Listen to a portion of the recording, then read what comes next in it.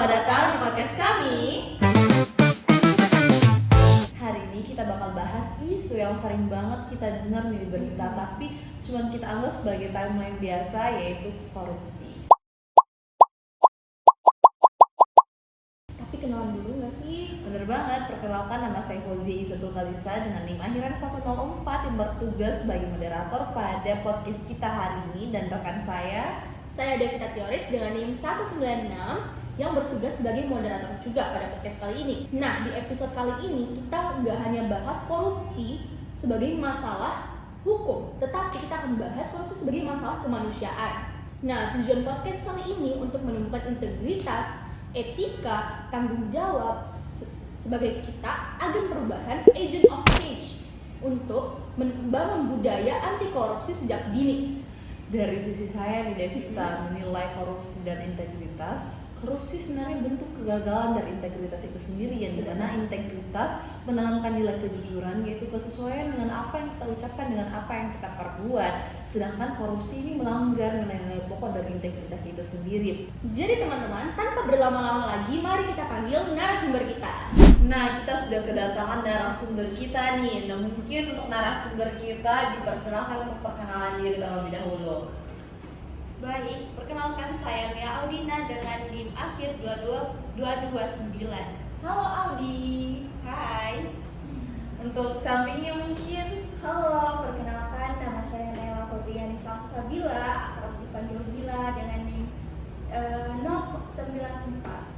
Halo Bila. Halo. Halo guys, perkenalkan nama saya Muhammad Rakila, biasa dipanggil Aiman dengan akhiran NIM 023. Kalau saya perkenalkan nama saya Muhammad Kain Panjit, akrab dipanggil saya dengan NIM akhir 029. Izin. Perkenalkan teman-teman, namaku Amalina Indra Nafisa, akrab dipanggil Azri dengan akhiran NIM 317. Halo Halo, Azri. Hai. Saya Andi Amelia Putriansyah dengan akhiran NIM 290. Baik, saya Eme Kira, akhiran NIM 031. Saya Lisa Gideon Faisa dengan NIM akhiran 269. Saya Rizal Zaki dengan NIM 204. Jadi pada sesi kali ini kita akan bahas mengenai korupsi. Mungkin apa sih yang terlintas pertama kali di pikiran kalian mengenai korupsi? Mungkin dari Audi sendiri, Boleh. gimana menurutnya korupsi? Nah, korupsi adalah tindakan yang menyalahgunakan kekuasaan atau jabatan untuk kepentingan pribadi maupun untuk kepentingan kelompok, yang dimana orang yang melakukan itu adalah orang yang diberikan kepercayaan dan wewenang untuk mengelola kepentingan publik. Nah, saya setuju dengan pendapat Audi, di mana dapat kita ketahui bahwa orang korupsi itu orang yang tidak cukup. Di mana kata tidak cukup ini, dia mengambil hak orang lain. Yang dimana kita tahu bahwa ketika dia dikasih seperti kepercayaan yang seperti dibilang Audi tersebut, orang pasti percaya sama dia, tapi dia malah merusak kepercayaan orang tersebut, di mana hal itu juga sudah merusak integritas pada orang tersebut. Nah, korupsi juga bisa dalam berbagai bentuk seperti suap, penggelapan maupun penyalahgunaan anggaran negara. Nah, itu tadi korupsi nih dari perspektif Audi dan Bila itu sendiri. Mungkin saya mau bertanya untuk Audi dan Bila, siapa saja sebenarnya yang bertugas untuk mengatasi ataupun mencegah masalah korupsi yang seringkali terjadi di lingkungan kita? Apakah cuma penegak aparat hukum atau rakyat itu sendiri, atau bahkan jule lagi? Mungkin boleh dijawab nih. Nah, untuk melawan korupsi, tindakan korupsi bukan hanya tanggung jawab aparat penegak hukum, tetapi kita juga sebagai warga negara memiliki hak untuk mencegah hal tersebut. Nah, itulah peran generasi muda sekarang, di mana sekarang itu pasti kita sangat akrab dengan era digital. Nah, kita ketahui bahwa era digital itu sangat banyak sekali informasi yang bisa kita dapatkan, dan dari situ kita harus pasti mengkaji satu-satu sebelum kita menerima pendapat itu. Nah, mungkin itu tadi penjelasan dari Audi dan Bila bagaimana korupsi, terus siapa saja sebenarnya yang bertanggung jawab untuk masalah korupsi ini. Dan tadi juga sempat dimention oleh Audi bahwa korupsi ini banyak sekali bentuknya. Nah, teman-teman jangan bosan dulu ya, ini baru sesi pertama di podcast kami. Jadi stay tune untuk sesi-sesi berikutnya. Nah, jadi di sesi kali ini kita akan bahas hubungan antara korupsi sama integritas. Karena jika kita tarik ke pembahasan awal, korupsi itu sebenarnya bukan hanya masalah sistem, tapi karena masalah integritasnya. Jadi, bagaimana pandangan narasumber kita yaitu Fayat dan juga Aymar untuk membahas hubungannya antara integritas dan korupsi itu?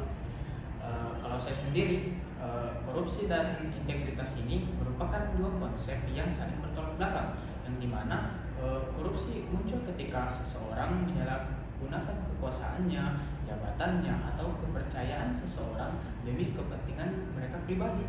Ini bisa saja dalam bentuk pribadi atau kelompok.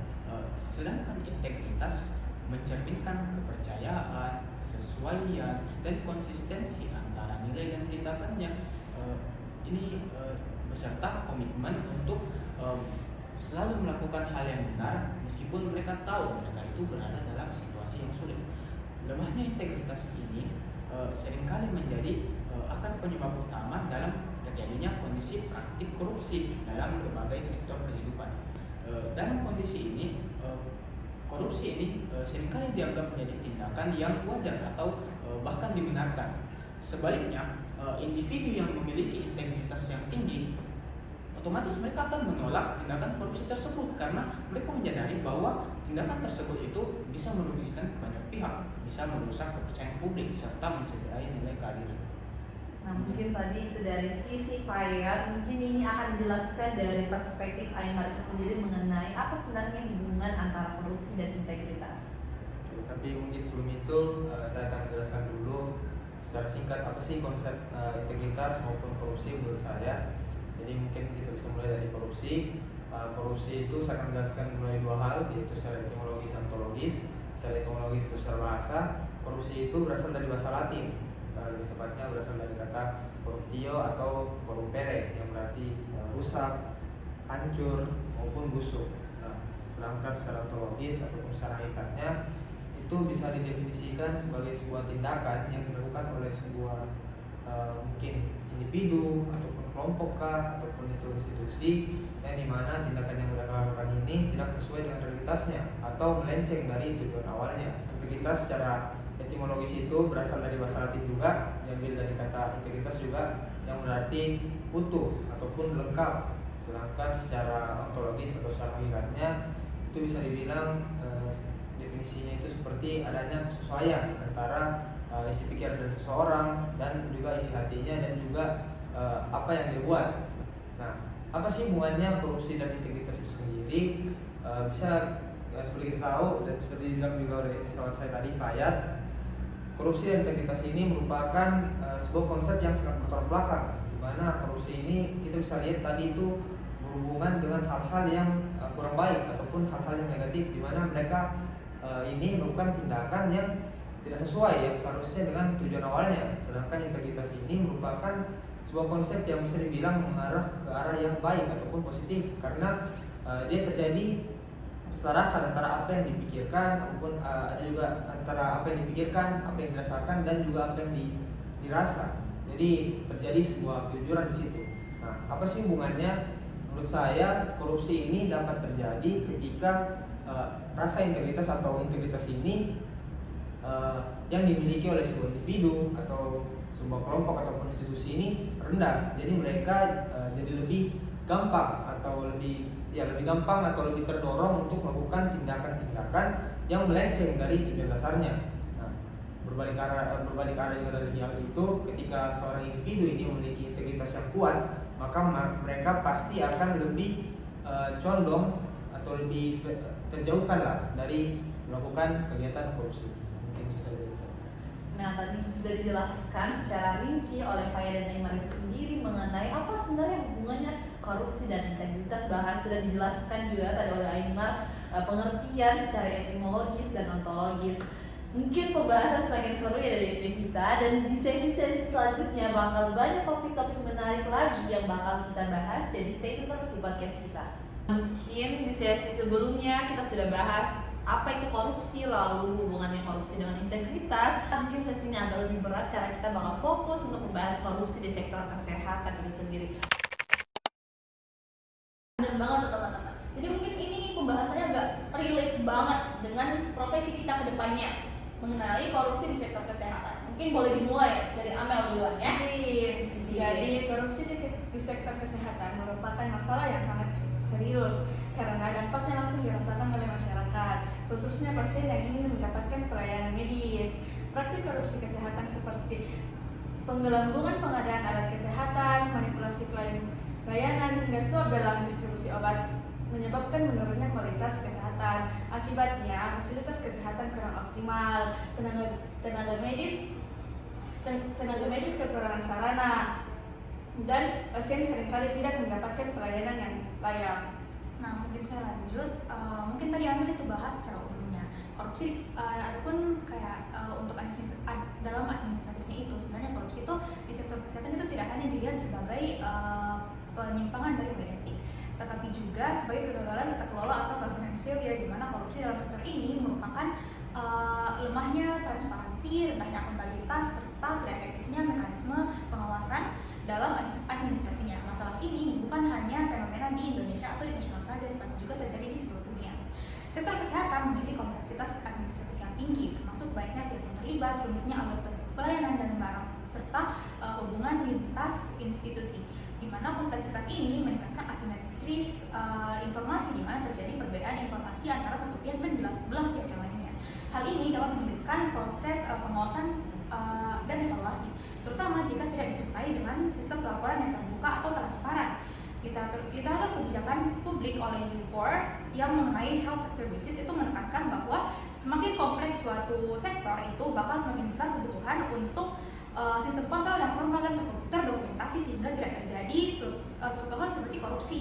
Literatur ini juga menyebutkan bahwa sektor ini merupakan high risk governance, di mana melibatkan anggaran yang besar seperti yang diketahui, terus spesifikasi teknis yang sangat tinggi seperti kayak mungkin dokter itu harus belajar beberapa tahun, perawat harus belajar beberapa tahun, dan keputusan administratif yang sangat kompleks, di mana tanpa prosedur yang transparan, proses ini rentan terhadap konflik kepentingan dan penyimpangan administratif.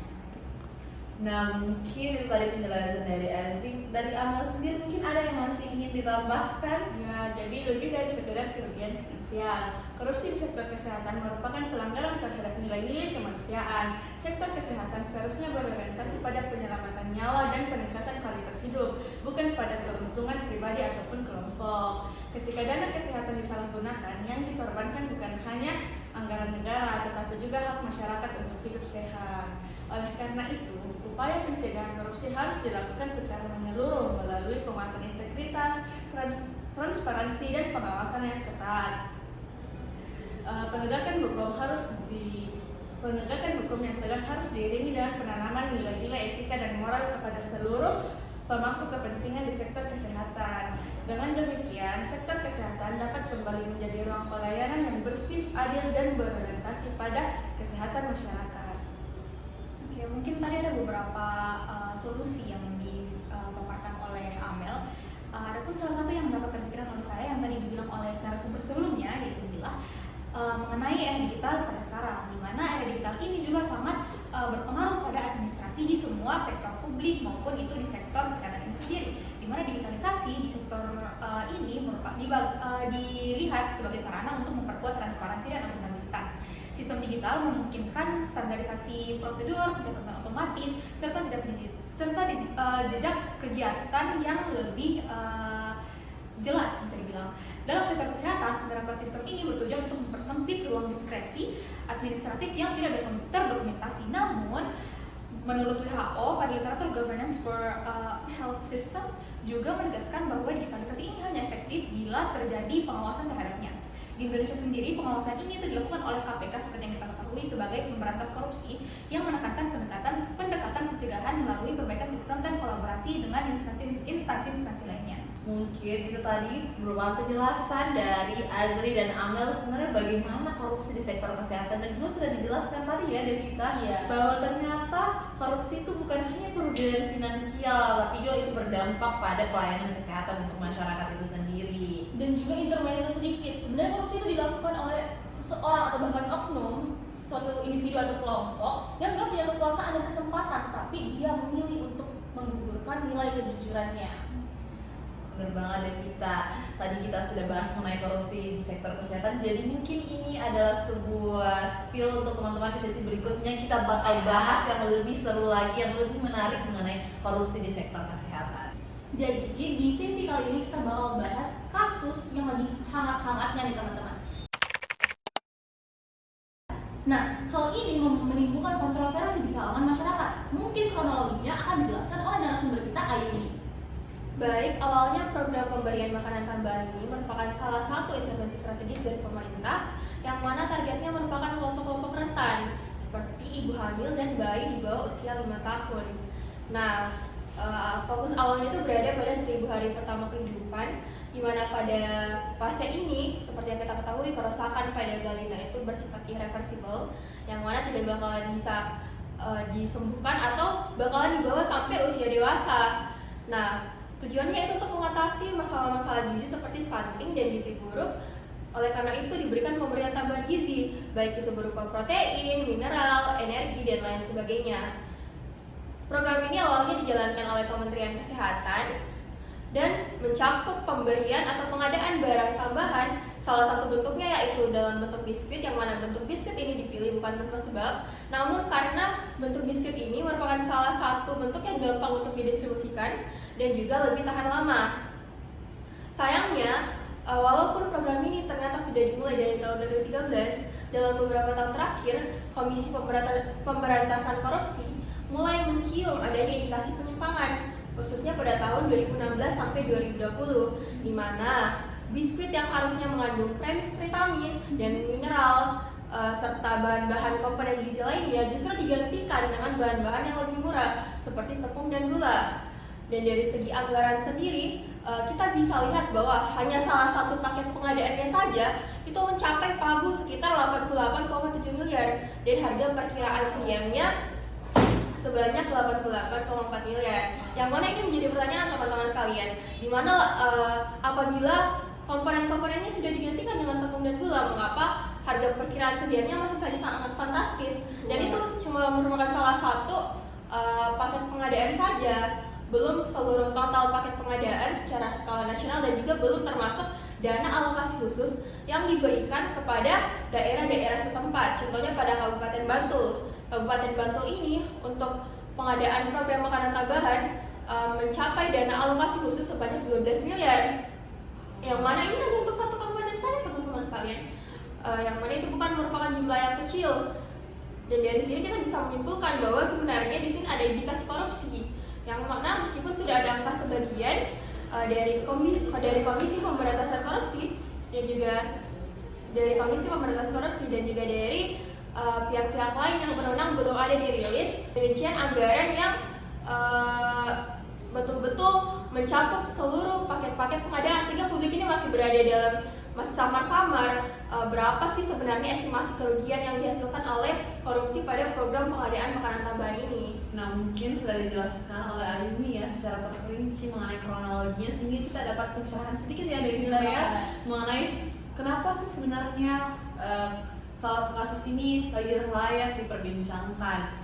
Nah, dalam kasus ini juga seperti yang diketahui banyak sekali kontroversi ya antara berbagai pihak. Mungkin untuk kontroversinya mungkin kita masih abu-abu, belum terlalu tahu mengenai kontroversinya, maka mungkin akan dijelaskan oleh Alisha. Untuk pencerahan nih kita ya. Iya. Monggo. Oke, sebelumnya makasih moderator atas kesempatan yang telah diberikan sama saya. Jadi di sini saya akan mungkin bincang-bincang sedikit nih mengenai kenapa sih sebenarnya ini kasus bisa jadi sebuah kontroversi. Nah, pertama-tama kasus ini itu jelas sekali menarik perhatian publik. Kenapa? Karena kasus ini itu menyentuh aspek polisi kesehatan, yang dimana anggaran yang digunakan untuk kasus ini memiliki anggaran yang cukup cukup besar, serta dampaknya ini juga besar terhadap gizi dan kesehatan ibu bayi dan anak, isu yang seharusnya menjadi prioritas nasional. Oke, mungkin saya bahas dari sisi mana dulu nih? Anggaran dulu ya? Boleh.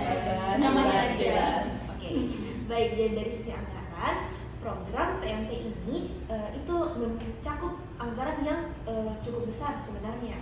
Nah, meskipun secara nasional ini detailnya belum dipublikasikan secara keseluruhan, tapi mereka ini sudah mencatat sekitar 293 miliar dana pengadaan pabrik sendiri. Ambil contoh dari Kabupaten Bantul, itu dia mencapai 12 miliar saja untuk suatu daerah. Nah, tentunya ini menunjukkan bahwa pemerintah memang mengeluarkan dana yang tidak sedikit untuk intervensi ini.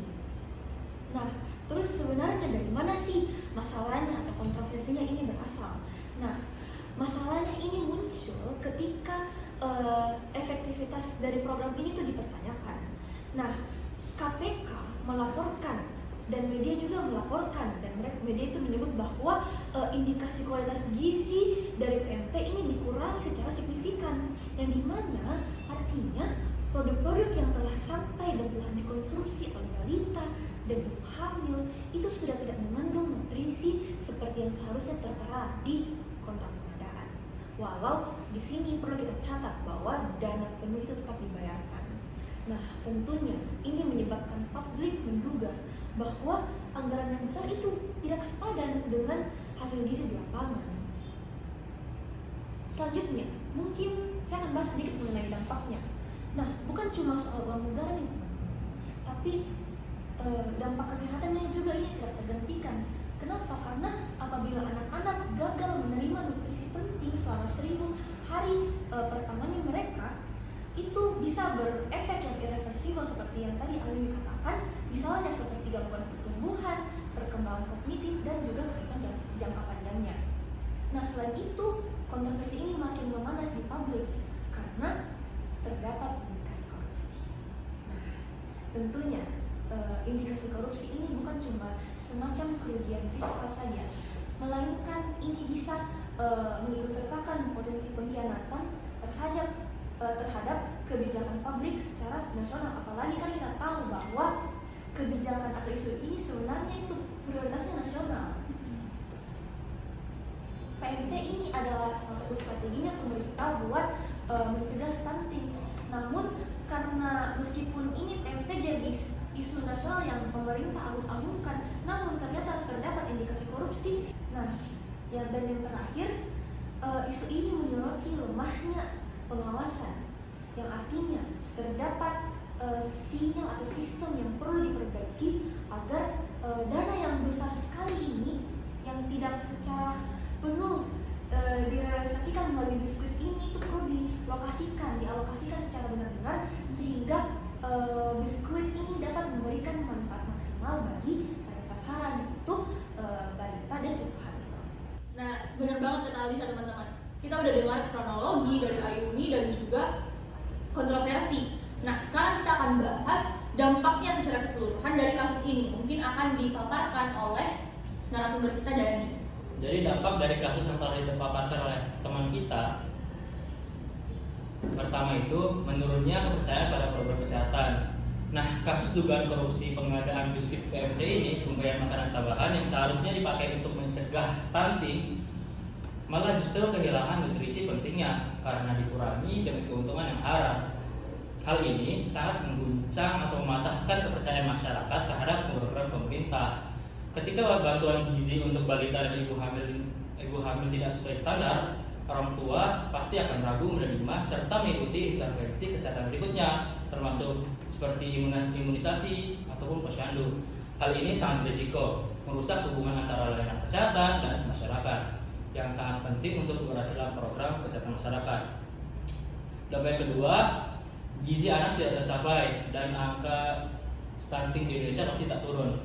Program PMT ini sesungguhnya didesain untuk membantu perkembangan anak melalui asupan nutrisi penting yang dapat mencegah stunting, kondisi di mana pertumbuhan fisik dan otak anak terhambat akibat malnutrisi kronis di usia dini. Tapi jika nutrisi dalam biskuit ini dikurangi ataupun malah diganti dengan bahan yang murah seperti gula ataupun tepung, manfaatnya pasti hilang. Akibatnya angka stunting tetap tinggi dan tujuan utama program ini pasti tidak tercapai. Terus dampak selanjutnya yang ketiga, kerugian ekonomi yang sangat panjang. Stunting bukan hanyalah masalah kesehatan, teman-teman. Jadi dampaknya ini jangka panjang ke ekonomi nasional sangat besar. Anak-anak yang mengalami stunting cenderung memiliki kemampuan belajar yang sangat rendah, produktivitas kerja yang kurang optimal di masa mendatang atau masa dewasa, serta biaya kesehatan yang lebih tinggi. Ketika bantuan gizi ini tidak tepat sasaran karena dikorupsi izin, biaya sosial dan ekonomi ini justru semakin besar. Dampak yang keempat, hambatan pencapaian target emas Indonesia dan SDGs. Indonesia punya target besar menurunkan prevalensi stunting ke angka yang jauh lebih rendah. Sebagai bagian dari Sustainable Development Goals atau SDGs dan cita-cita Indonesia Emas 2045, korupsi gizi semacam ini justru menghambat capaian target-target tersebut karena sumber daya yang seharusnya memperbaiki gizi anak malah diselewengkan. Terus dampak yang terakhir ini, atau dampak kelima, dampak sosial dan politik. Kasus dugaan korupsi ini justru menciptakan ketidakpuasan publik terhadap pejabat ataupun lembaga yang tidak bertanggung jawab, terutama ketika dana publik ini dipakai tapi hasilnya tidak dirasakan oleh yang membutuhkan. Isu ini berpotensi menimbulkan kritik terhadap kebijakan pemerintah dan menekan aparat penegak hukum untuk bertindak tegas. Mungkin itu dampak yang saya bisa kabarkan. Nah, gimana nih Sia? Pasti kita udah dapat pencerahan dong. Bahkan bukan pencerahan, kita bakal paham banget tentang kasus ini. Nah, jadi menurut kalian teman-teman, menurut kalian program ini apakah akan bagusnya terus dijalankan atau diberhentikan saja ya? Gimana ya? Nah, itulah tadi pemaparan dari narasumber kita nih, Yang Devita. keren-keren. Tadi sudah dijelaskan bahwa ternyata korupsi dilakukan karena orang tersebut menyalahgunakan jabatan atau posisinya hanya demi kepentingan pribadi. Bener banget. Dan Kacau juga banget. menyalahi integritas teman-teman dengan cara dia merelakan kejujurannya hanya demi harta semata. Gimana? Tadi tuh? sudah dijelaskan juga nih Devita bahwa ternyata korupsi di sektor kesehatan masih banyak terjadi. Salah satu yang kita bahas tadi yaitu pemberian makanan tambahan bagi ibu hamil dan bayi yang justru digantikan sama apa Devita? Gula dan tepung. Yang dimana itu justru menimbulkan kontroversi apakah terjadi korupsi di kasus ini. Katanya demi rakyat, oleh rakyat, untuk rakyat. Easy. Iya. Tabe. Mungkin sekian podcast kita pada hari ini.